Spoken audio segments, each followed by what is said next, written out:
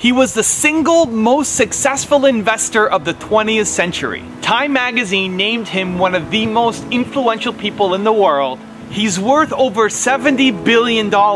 He's Warren Buffett, and here are his top 10 rules for success. How can other people tap dance to work? What's the secret of that? You find your passion. You find your passion. I was very, very lucky to find it, when I was 7 or 8 years old, and fortunately, my children have found their passion. One son loves farming like nothing else. One son loves music like everything else, and all three of them love philanthropy and what they get to do. You're lucky in life when you find it, and you can't guarantee you're going to find it in your first job out. But I always tell the college students that come out, I say, take the job that you would take if you were independently wealthy. You're going to do well at it.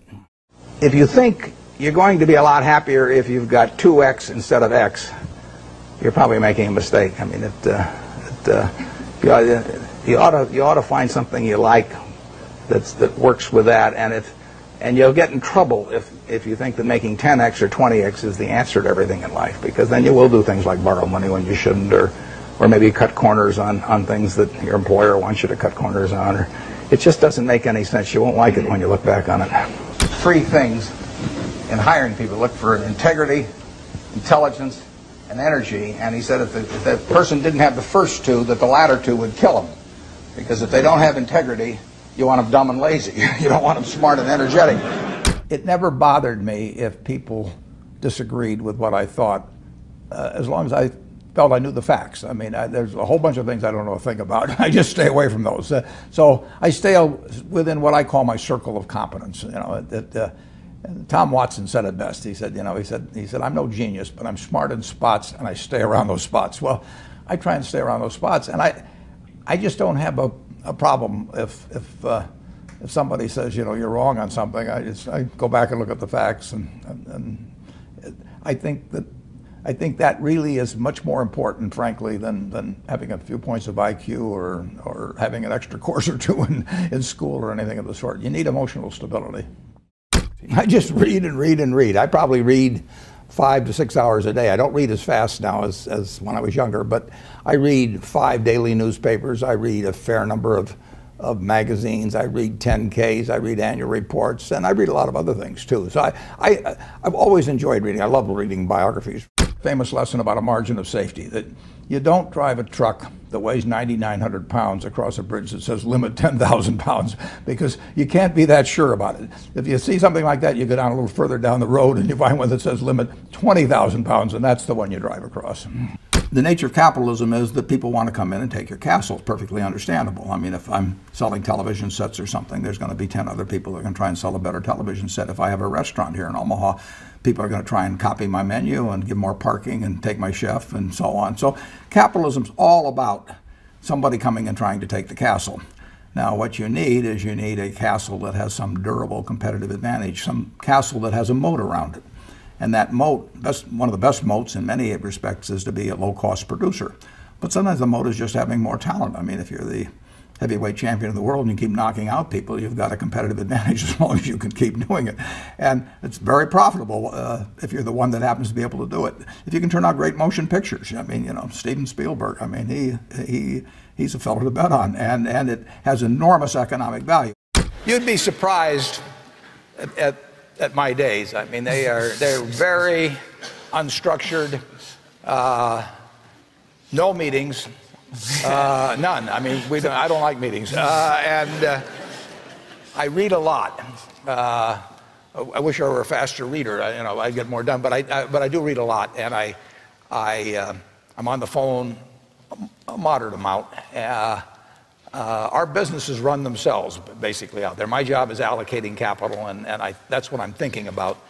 But I don't like to have things all packed hour to hour to hour. And Bill and I are both extraordinarily lucky. I mean, we really get to do what we like to do, the way we want to do it, with people that we choose to be around, and they're terrific. I mean, we've really got everything our way, and we're very fortunate. And in his world, he has a different kind of pace than I have, but we both love it the way we do it. And my guess is that we're each the most productive in that particular mode too, because it fits our personalities and aptitudes.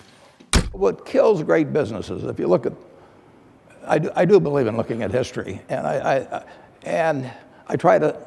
like to study failure, actually. And my partner says, all I want to know is where I'll die, so I'll never go there.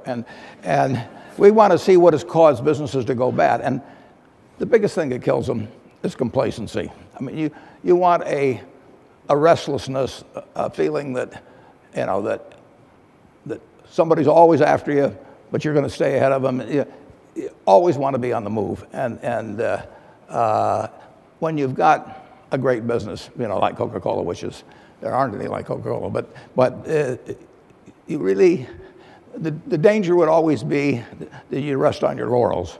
But I see none of that, obviously, at Coca-Cola. But that is the key, to compete the same way when you've got 1.8 billion servings being sold daily as when you were selling, you know, 10 a day. And that restlessness, that belief that tomorrow is more exciting than today, you know, you just have to have it permeate the organization. Who was Ben Graham? He was your primary mentor, model?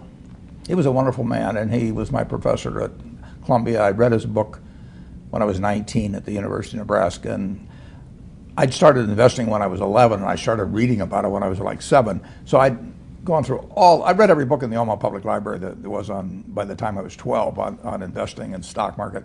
And I had a lot of fun, but I never really found out, I never got grounded in anything. And it was entertaining, but it wasn't going to be profitable. And then I read Graham's book, The Intelligent Investor, when I was at the University of Nebraska. And that just opened the whole thing up to me. Yeah, and I named my oldest son is named Howard after my dad, Graham Buffett, and he was a marvelous man. Never expected anything from me in return. Ben Graham, in his low teens, looked around and he looked at the people he admired, and he said, you know, I want to be admired, so why don't I just behave like them? And he found there was nothing impossible about behaving like them. And similarly, he did the same thing on the reverse side in terms of getting rid of those qualities. You have given a lot of fabulous advice, but what's the best advice that you've ever received? Well, I received it in a variety of forms, particularly from my father when I was very young. But I mean, he basically, I think, taught me how to live. Not that I did it perfectly or anything like that, but I mean, he was giving me lessons, but he wasn't doing it by preaching to me. He was doing it by example. But basically, well, the biggest lesson, in a sense, I got is the power of unconditional love. I mean, I think there is no power on earth like unconditional love. And I think that if you offer that to your child, I mean, you're 90% of the way home. And there may be days when you don't feel like it. It's not uncritical love. That's a different animal. But to know you always can come back, I mean, that is huge in life. That takes you a long, long way. And I would say that every parent out there that can extend that to their child at a very young age, it's going to make for a better human being. And you felt like you got that kind of unconditional love from your dad? I absolutely did, yeah.